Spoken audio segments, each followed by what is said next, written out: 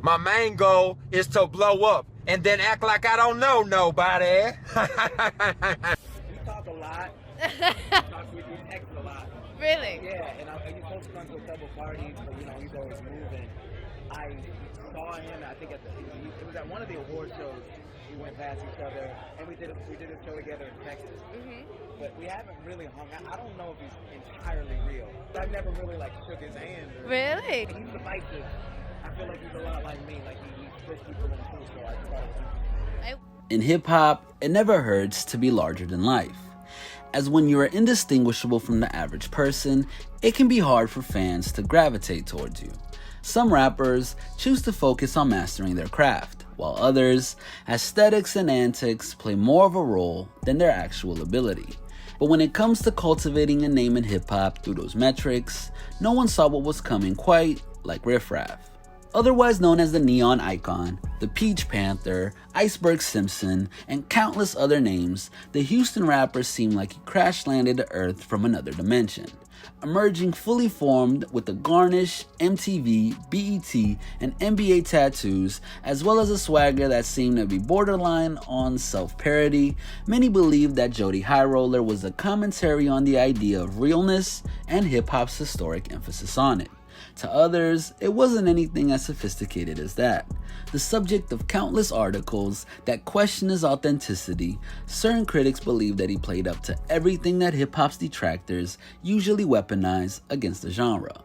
Whether he knew it or not, Riff Raff's output and appearance from the days of 2011's Marc Jacobs onward would help fire the starter pistol on a new dawning for hip-hop. One in which the line between memes and music became increasingly hard to determine. Although he seemed like the average suburban kid in the smattering of pre-fame pictures, Riff Raff managed to obtain the respect of his city's most iconic gatekeepers. I'd see him around the city at different events, just hanging out, rapping and freestyling, said Swishahouse's Ron C. He looked more colorful than he looks now, loud beads hanging from his braids. He was the crazy white kid in the hood. It's not no joke, he's not putting on no act. Operating under the belief that nobody wants to hear what you say unless you look like somebody, Riff Raff formed an archetype for the new era. And in the bold new world that he created, he imparted one lesson that hip-hop seems to have taken on wholesale. It doesn't matter what you're doing or how you get there, as long as it's making you famous. And to his credit, his unique perspective gained him no shortage of admirers. I first saw him on the reality show MTV's G's to Gents, and I thought he was just some character, remarked Wiz Khalifa. Then I started hearing his songs. He's got great lines. While those zany punchlines that Wiz loves are entertaining, Riff Raff's defining characteristic is that there was never a lapse in his energy or character.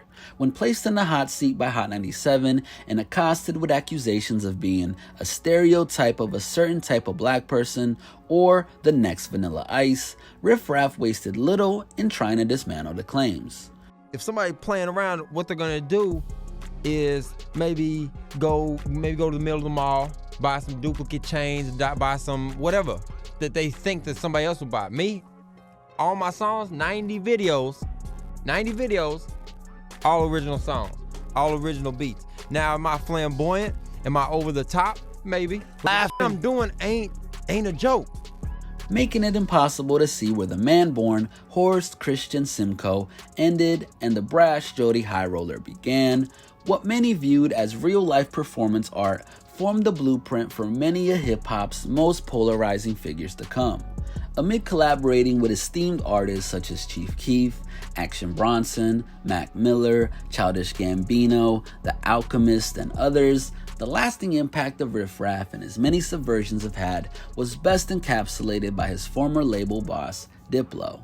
During an appearance on Theo Von's podcast, the famed producer explained the depths to which Riff Raff had endeared himself to and inspired the next wave of internet-savvy MCs. I remember he was living in Baltimore, and I just was watching his videos, and I had a label. I still have a label called Mad Decent, and I was just like, man, this guy, there's something special about him. And I linked him and had him come up to LA, and we worked a little bit, and I signed him to his first album on my label, which for me, in retrospect, I think it was one of the most groundbreaking hip hop albums of this new generation. And people won't believe me, but every time I work with a young rapper, they always brought him up. Cause they were 14, 15, they watch him on YouTube and he's doing lines of coke or acting crazy or just being unabashedly himself, right? Yeah. Like an older person, like, I don't get that hip hop. But if you're like 14, 15, like, oh, I love this punk dude. aspect of this. So like, That's Unsurprisingly, this is something that Riff Raff is aware of.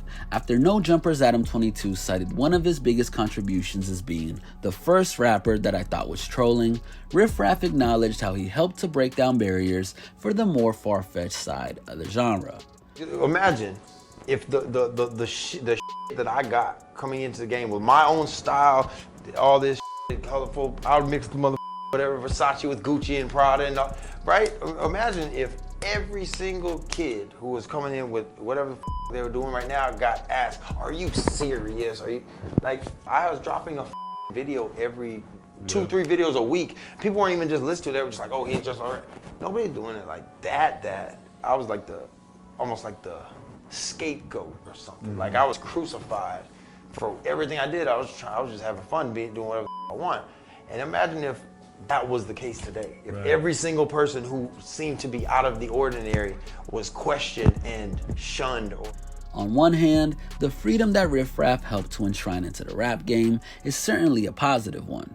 After years of uniformity, Jody's fluorescent attire and vibrant, humorous wordplay helped teach hip-hop not to take itself too serious. But where that could be viewed as beneficial, his most dubious contribution to the game comes in serving as the foundation for 6ix9ine.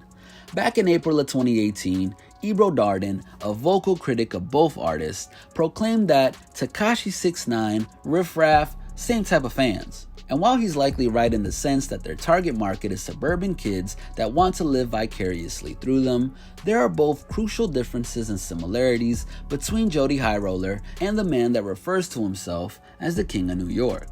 For one thing, one of the key components that 6ix9ine took from the Riff Raff playbook is that visuals are everything. Throughout Jody's career, it's no slight to say that the music videos have always been the focal point. You only need to take a look at the difference between his Spotify numbers and the YouTube figures to see that articulated right before your eyes. For 6ix9ine, the videos, once teamed with gun-toting gang members and me mugging, but now lavishly filmed in a studio, remained the star of the show. By the same token, where Riff Raff was once hip-hop's premier Vine user, 6ix9ine knew that chronicling his life through comedic skits or apparently sieging his enemy's territory would only help to build the intrigue around him, and in turn, the views that he could pull in for himself on any news outlet that seeked to interview him. As in the case of both artists, the personality oversees the music. From the outset of his career, Riff Raff harnessed publicity and any faint stake to a portion of the news agenda that he could. Whether that was the Spring Breakers controversy that revolved around James Franco's character Alien bearing a distinct resemblance to him, or his relentless berating of rappers such as Hoodie Allen and his falling out with Soulja Boy, he never shied away from telling his story.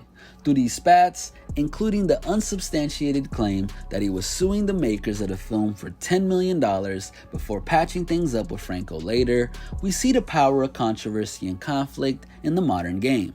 And as we know, this is a philosophy that Tekashi took on and ran with, beefing with anyone and everyone under the sun as a promotional tool. But while there are definitely elements of Riff Raff's formula for success that the former quiet cameraman adopted, there are a whole host of ways in which he strayed off course.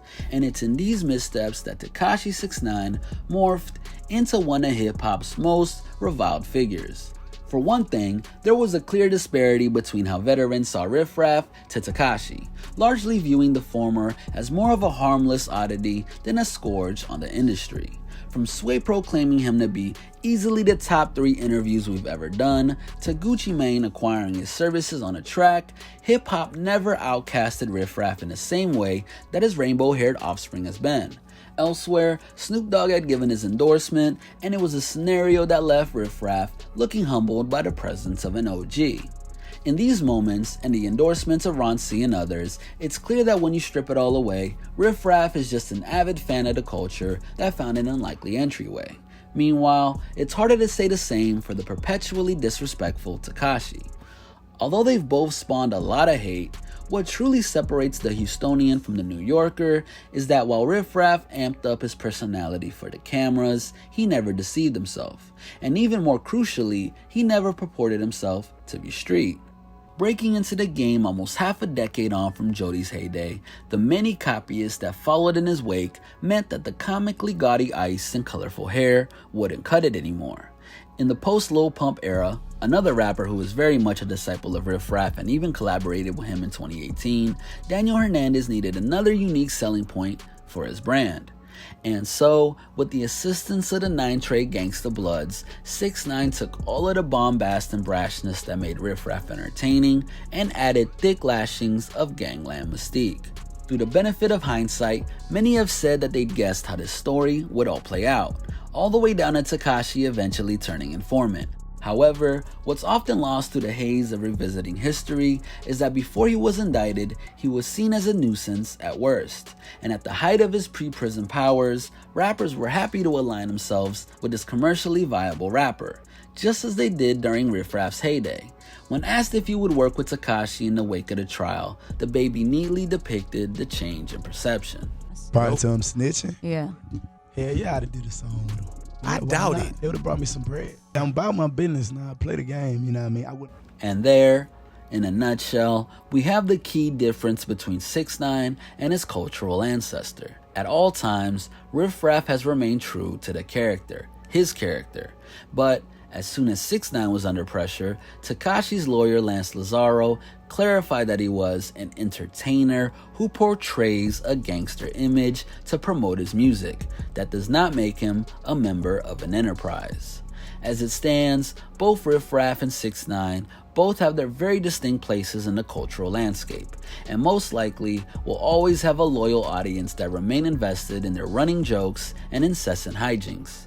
But when you consider how Riff Raff's numbers have plummeted since the days of Dolce & Gabbana, perhaps 6ix9ine should learn that your appeal will always have an expiration date if you simply refuse to evolve. This has been a Hip Hop Madness original. Make sure to stay tuned and stay up to date with everything we got going on by hitting that subscribe button and notification bell. Oh, and don't forget to follow us on Instagram at HipHopMadness and join the movement.